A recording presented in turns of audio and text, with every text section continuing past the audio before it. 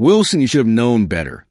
Those were the exact words my patient Sarah Miller shouted at me across the sterile fluorescent-lit hallway of St. Mary's Hospital in Chicago at exactly 7:43 p.m. on November 12th. 2022, I had spent the entire day meticulously checking her medication charts, her vitals, her lab results, and even personally delivering a warning note to her room at 6:30 p.m., advising her that taking the new combination of medications could trigger a severe reaction. She looked at me with eyes filled with disbelief and crossed her arms, her silk scarf brushing against the cold metal bed rails, and said, with a tone dripping in disdain, "I cannot believe you're overreacting. You are making this a bigger deal than it is. You have to understand, I had invested over 15 hours in preparation, reviewing over 72 pages of medical files, calculating the exact dosages, double-checking every interaction, even the aroma of the coffee I had sipped at 5:15 p.m. from the cafeteria, a warm blend of dark roast and vanilla lingered in my senses. As I handed her the note, I had carefully folded on the corner of the bedside table, the texture of the paper crisp under my fingertips, my stethoscope still warm against my neck, and the sound of the elevator dinging in the distance punctuated the tense silence. I said to her, "Sarah, I am warning you, this combination could trigger a reaction severe enough to send you to ICU if you ignore. This, you are risking your life." She rolled her eyes and waved her hand, dismissively muttering under her breath as the fluorescent lights flickered above her head. A memory flashed in my mind of my first day as a nurse in 1983 in a small hospital in Milwaukee, the smell of disinfectant mixed with the scent of old leather chairs, the sound of the radio, playing an old Frank Sinatra song in the background. I remembered the pride and the fear, the excitement of wanting to make a difference, and now 39. Years later, I felt that same mixture of dread and determination when she looked at me again and said with a cruel laugh, "You are too cautious.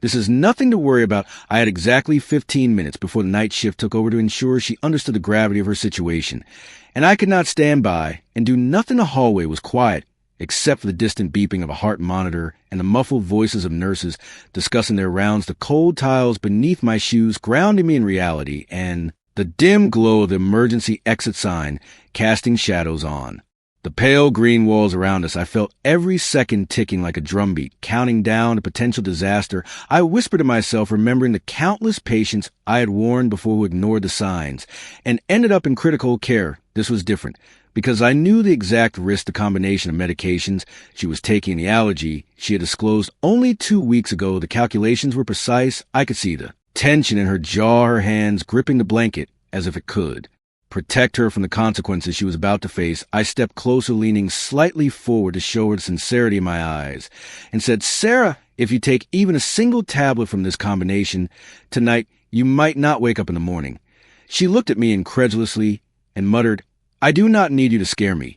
Then she threw the note onto the floor, the crisp sound of paper hitting linoleum echoing in the quiet corridor. I knelt down to pick it up, and the texture reminded me of the countless hours of preparation, the numbers and calculations printed in precise Helvetica font, the date stamped in the corner, November 12th. 2022, 6:30 p.m. As I placed it back on her bedside table, my phone buzzed with a reminder I had set at 7:45 p.m.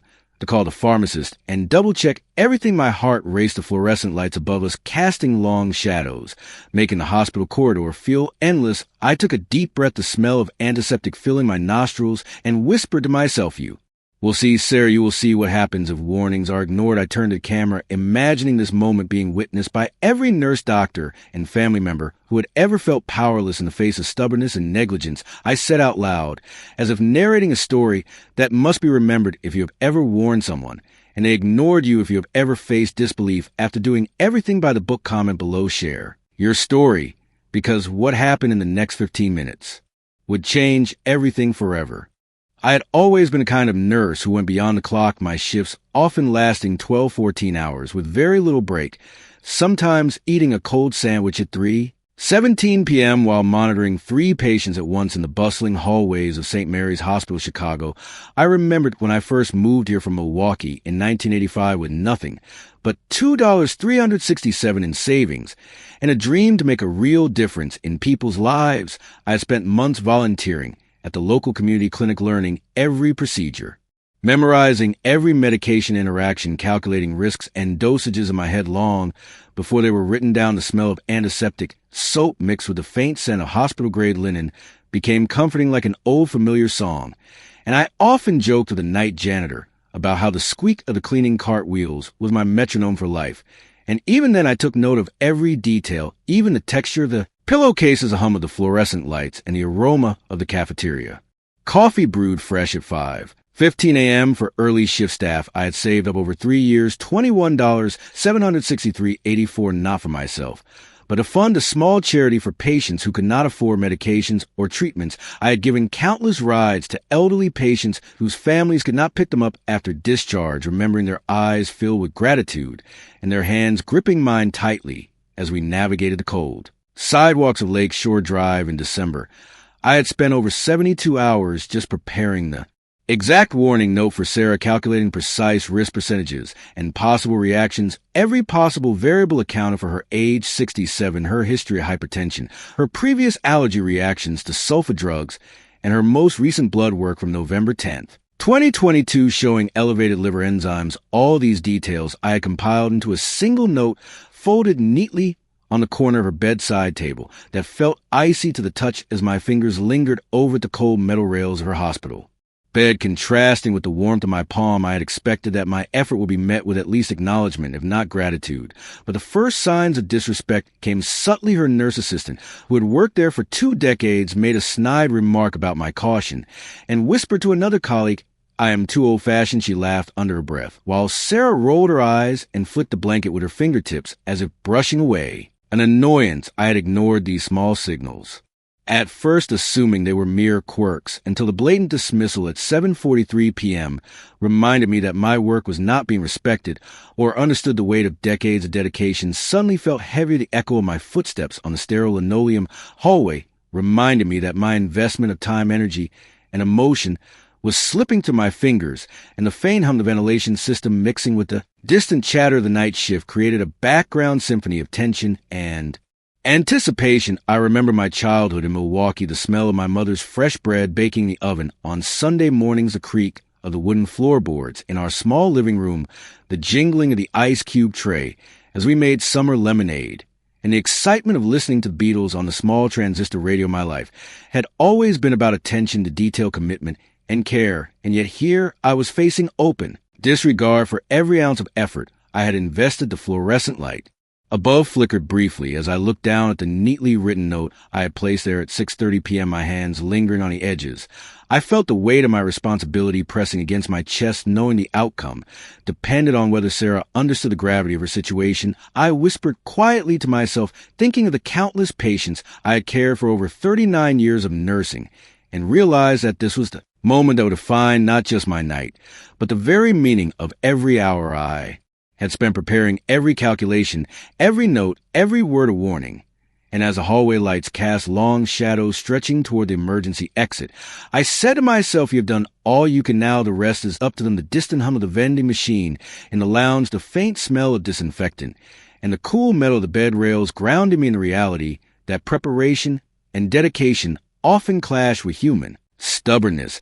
And I turned my attention to the corridor, imagining everyone who had ever faced dismissal or disregard, thinking of their frustration and fear, wondering what they would have done in my place. And I said softly out loud to the empty hallway, "Wait until you see what happens next. You will understand why every single detail mattered and how ignoring even one warning could change everything." By 5 p.m., the tension in Sarah Miller's room had reached a level that made my chest tighten with both frustration and urgency. I had approached her again with calm precision and said, "Sarah, please reconsider. I have reviewed every possible interaction. This combination could cause a reaction severe enough for ICU." She crossed her arms once more, her silk scarf brushing against the cold metal bed rail, and said sharply, "Wilson, you are being ridiculous. I know my body better than you do. You cannot scare me." I felt a surge of humiliation, not because she doubted my expertise, but because the night nurse assistant Carla, age 52, with her perfectly coiffed gray hair and bright blue scrubs, was chuckling softly to herself and whispering to a young intern next to her, "He always overreacts. She doesn't need his warnings." I could feel the eyes of the intern, 24 years old, on me, as if silently judging my caution, while the distant beep of the heart monitor marked every passing second of potential disaster. I tried again, leaning slightly closer to the cold tile beneath my shoes, echoing with each step, and said, "Sarah, I am warning you again, if you take even one tablet, you are risking your life. I had already checked the clock. It was 7 p.m., and I knew I had exactly 10 minutes before the medication round began to ensure she heard me this time. She laughed a cruel short laugh and waved dismissively as if brushing away not only my words, but my entire career of 39 years. I could hear faint sounds from a hallway, too. Maintenance workers pushing their cart paused to glance at the commotion, and even the janitor from earlier peeked around the corner, holding a broom. The sound of bristles against linoleum faint in the background. My own hands trembled slightly as I placed a warning note again on the bedside table and said calmly but firmly, "Sarah, this is not a game. Every detail here has been calculated, every past reaction noted, every blood test considered. You cannot ignore this." Carla rolled her eyes and said, loudly enough for anyone outside the room to hear, "He is being dramatic. Why does he care so much?" I could feel the humiliation piling up around me, each word, like a brick on my shoulders. My dedication reduced to whispers and laughter in the room, while outside other patients glanced toward us from their beds. The faint hum of the ventilators and the distant sounds of the cafeteria in the lobby mixing with muffled conversations made the room feel smaller, tighter, more suffocating. I tried one more time, crouching slightly so my eyes met Sarah's, her hands clutching the blanket tightly. I said, "Sarah, please, I am asking you as a professional, as someone who has spent decades calculating risk and understanding human reactions. You are about to make a choice that could end your life." She shook her head and muttered under her breath, "Wilson always thinks he knows better than everyone else." She said this with such conviction that even Carla nodded approvingly. I could see the intern shifting uncomfortably in the corner, the tension in his jaw revealing that he too understood the seriousness, but felt powerless. The fluorescent lights flickered, casting long shadows on the pale green walls, the smell of antiseptic soap mixing with the faint aroma of coffee from a nurse's station 40 feet away. The texture of the blanket under my fingers, rough and thin against the strain of her grip. Every detail of the room seemed magnified, each movement, each whisper, a reminder that my warnings were being ignored and mocked. I felt a moment of clarity. A line had been crossed. My tolerance had ended. This was no longer about humility or caution. This was about preventing a potential tragedy. I whispered quietly to myself, remembering patients from decades past who had ignored advice and the consequences that followed. And I knew that this humiliation witnessed by both staff and patients could not distract me from my duty.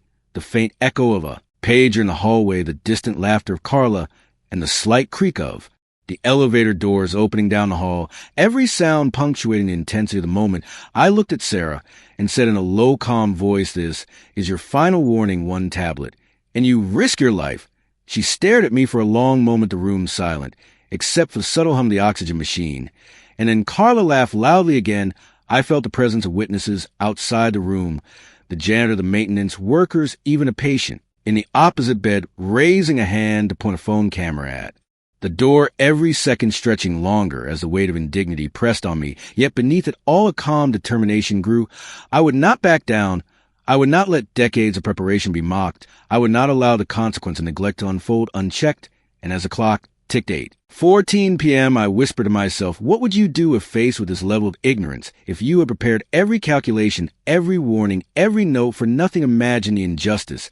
Imagine the humiliation. And then wait until you see what happened next, because the moment of transformation was coming, and it would change everything. At exactly 8:17 p.m., standing in the dimly lit corner of Sarah Miller's room, I felt a clarity that cut through every ounce of humiliation, frustration, and exhaustion I had endured for the past 45 minutes. The fluorescent lights flickered above, casting shadows that stretched across the linoleum floor, the faint hum of the ventilators mixing with the distant elevator ding, the smell of antiseptic and the faint aroma of leftover coffee from a nurse's station blending in a surreal yet grounding way. I realized in that instant that arguing further would not change Sarah's mind, nor would it convince Carla or any of the staff who had already judged me. I had to act strategically, not emotionally. Every calculation, every note, every warning had been meticulously prepared for this moment, and now it was time to move silently with precision. I leaned against a cold metal bed rail and closed my eyes, briefly visualizing the next steps, the exact timing, every possible outcome, each scenario mapped out. In my mind, like a chessboard, the hospital corridor outside was quiet, except for the muffled voices of nurses preparing for the 8:30 p.m. medication round, and the faint tapping of a keyboard from the nurse manager office. I recall my decades of experience, my early days in Milwaukee, the smell of my mother's fresh bread, the sound of her laugh, the creak of the wooden floorboards under my feet as a child, and realized that the patience, attention to detail, and calm under pressure I had cultivated for 39 years were now my hidden weapons. I stepped forward, slightly adjusting the fold of my lab coat, feeling the crispness against my arms, and whispered under my breath, "I will not let negligence cost a life." I turned my attention back to Sarah, noticing the subtle change in her posture, the slight hesitation in her eyes. As if sensing the gravity of the moment, I smiled, faintly knowing that sometimes people only listen when the stakes are undeniable. I picked up the warning note again, feeling the texture of the crisp paper under my fingers, and said in a controlled, calm voice, "Sarah, please understand this is your final warning. This is not about me or my pride. This is about your life. I have prepared a call to the pharmacist at exactly 8:20 p.m. to confirm the severity of the interaction. I had double-checked the dosage chart 7 minutes ago and had photographs of every relevant lab test printed and ready in my pocket. The faint sound of wheels from the janitor cart outside reminded me that witnesses were everywhere, even if they didn't realize that the intern still lingering in the corner of the maintenance staff, peeking from the hallway, the distant murmur of patients from neighboring rooms, every detail observed and accounted for, every reaction anticipated. I crouched slightly, so my eyes met Sarah's, locking with hers, and whispered, "I am asking you not as a nurse, but as someone who has spent decades understanding consequences. Every single detail has been checked, and if you take this medication, you risk immediate hospitalization." She looked at me incredulously and said with a scoff, "Wilson, you are impossible to please." I could feel the simmering anger and disbelief, but I kept my calm, knowing that beneath her defiance, she sensed the seriousness. I had cultivated a silent strategy of power that did not require shouting or confrontation room. Felt suspended in time, the faint ticking of the wall clock marking every second, the smell of disinfectant blending with the distant aroma of cooked vegetables from the cafeteria, the texture of the blanket under my fingers, rough against the tension of her grip. All these sensory inputs grounding me as I prepared for the next move. The turning point had arrived, and I whispered quietly to myself, every preparation, every warning, every ounce of experience is about to pay off. The calm before the storm was palpable, and I knew that in a matter of minutes the tables would turn. The subtle shifts in the room, the slight hesitation in Sarah's eyes, the faint murmur of the intern contemplating what he was witnessing, all signaled that the moment of empowerment was near. And as I adjusted the folds of my lab coat, feeling the crisp fabric against my arms, I whispered one final thought to myself: watch closely, every second matters, and what is about to happen will change everything for everyone in this room.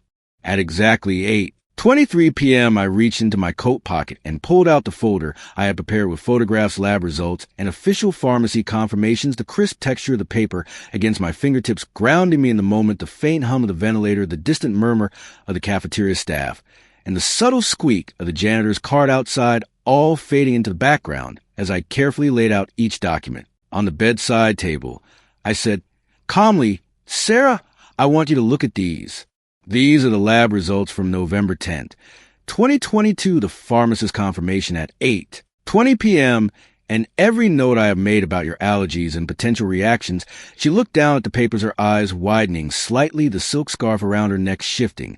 As she leaned closer to examine the documents, Carla, the nurse assistant, gasped audibly and whispered under her breath, "I did not know he had all this evidence." The intern, holding his clipboard, froze mid-note, the faint click of the elevator in the hallway momentarily filling the tense silence. I continued calmly, pointing to the pharmacist's confirmation. "Sarah, the pharmacist has confirmed that this combination of medications will likely trigger a severe reaction within hours if taken. The numbers are precise based on your lab values and history."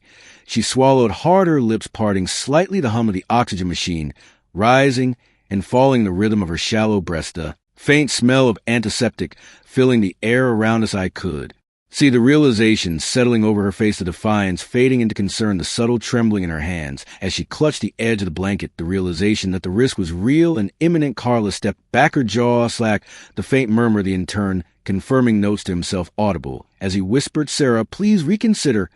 She nodded slowly, finally acknowledging the gravity of the situation. I said softly but firmly, "Sarah, I have spent over 39 years preparing for moments like This every calculation, every note, every warning was done. So that lives could be protected, this is not about pride or drama. This is about preventing tragedy. The fluorescent lights above flickered briefly, casting long shadows across the pale green walls, the distant beep of the heart monitor punctuating every word as witnesses in the room slowly processed what had been laid bare. The maintenance workers outside paused, holding their cart. The janitor leaned closer, still clutching his broom, and even a patient from the opposite bed peeked through the doorway, filming the moment on a small smartphone. Reaction was immediate. The subtle shift in power, as Sarah realized that what she had dismissed so casually moments before was in fact meticulously calculated and backed by undeniable evidence. The humiliation that had once pressed upon me now reversed the dynamics. Carla stammered, "I did not realize you had all of this." "Documentation," Sarah whispered. "I did not understand, Wilson, the weight of."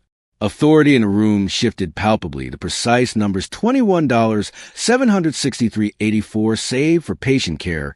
The exact lab results from November 10th, 8:20 p.m. Pharmacist confirmation, all creating a moment of undeniable credibility. And power. The room felt electric, each witness absorbing the gravity of the situation, the tension palpable, the hum of ventilators, the faint echo of distant voices, the texture of the crisp documents. Under my fingertips, the cold metal bed rails grounding me. I watched as Sarah's expression changed from skepticism to recognition, the intern nodding subtly to maintenance workers, exchanging glances, Carla lowering her head, the transformation complete, and I whispered to myself as I adjusted the folds of my coat, every detail, every preparation, every ounce of experience has been validated, and what follows next will be undeniable. And as Sarah carefully set down the medications with hands that now trembled slightly, she looked up at me, her voice quiet. "I understand now," and the room seemed to exhale together, the witnesses slowly processing the complete reversal of authority and credibility. And I knew in that moment that the power of preparation, knowledge, and calm strategic action had transformed the entire dynamic in a matter of minutes. And the next steps would seal the justice and protection that had been so meticulously planned.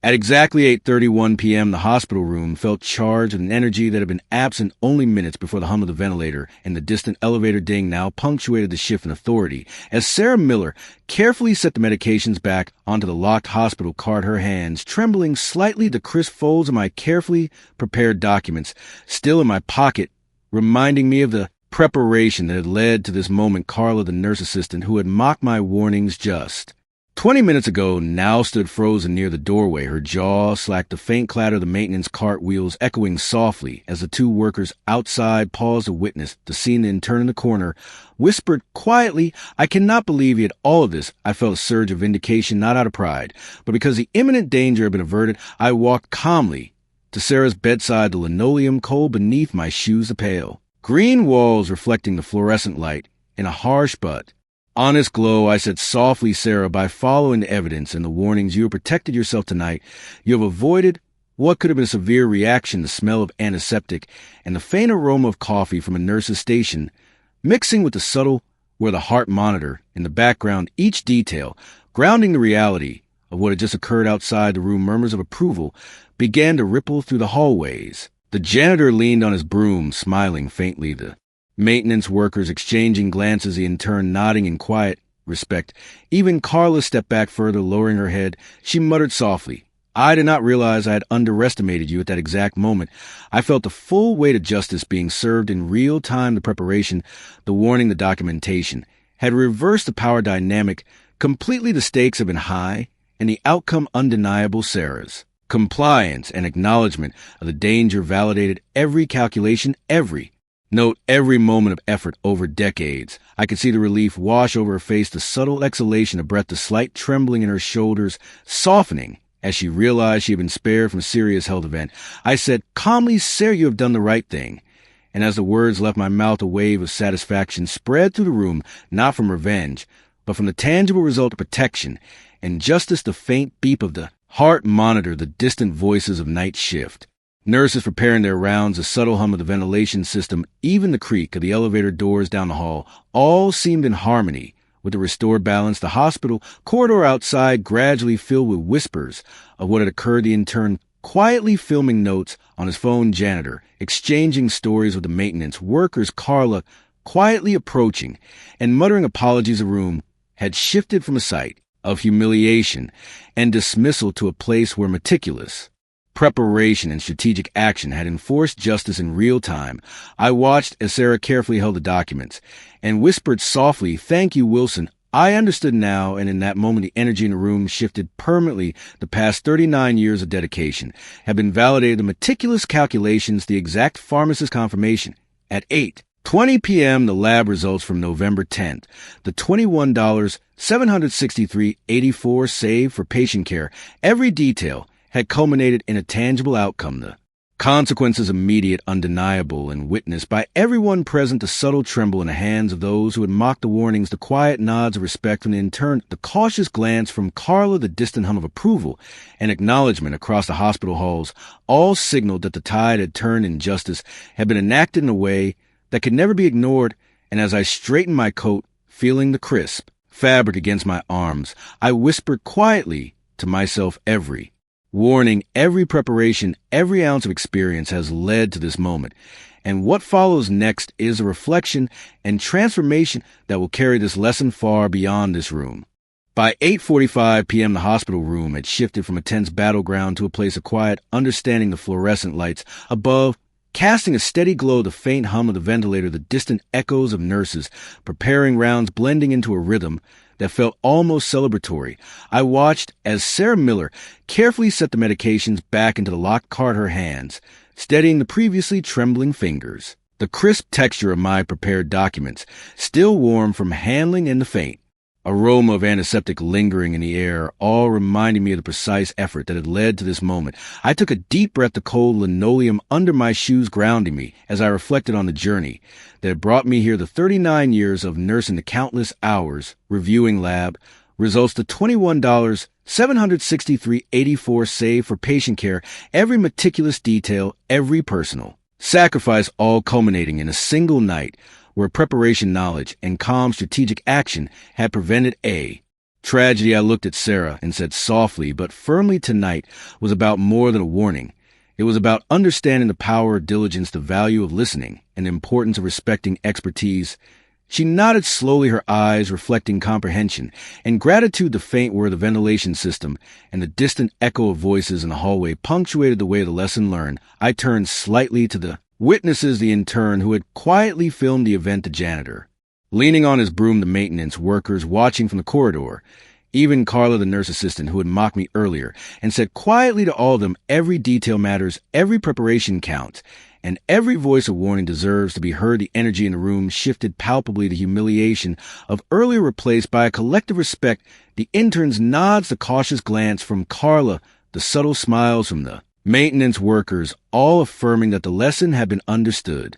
I whispered to myself, remembering decades of patients who had ignored advice and imagining how different outcomes could have been if preparation had been ignored too. The faint aroma of coffee from a nurse's station blending with antiseptic and the texture of the blanket under Sarah's hands, all grounding the reality that diligence and care transform lives. I spoke directly now to anyone watching, listening, imagining themselves in my place or in Sarah's place, and said, if you have ever felt dismissed, ignored, or underestimated, remember that preparation, knowledge, and calm action are your hidden powers. Share your experiences, comment below, connect with those who have faced similar challenges, and understand that every warning, every caution, every act of care matters. As a faint beep of the heart monitor continued and the distant chatter of night shift nurses filled the hallways, I reflected on the transformation that had occurred within Sarah, within Carla, within the witnesses, and within myself.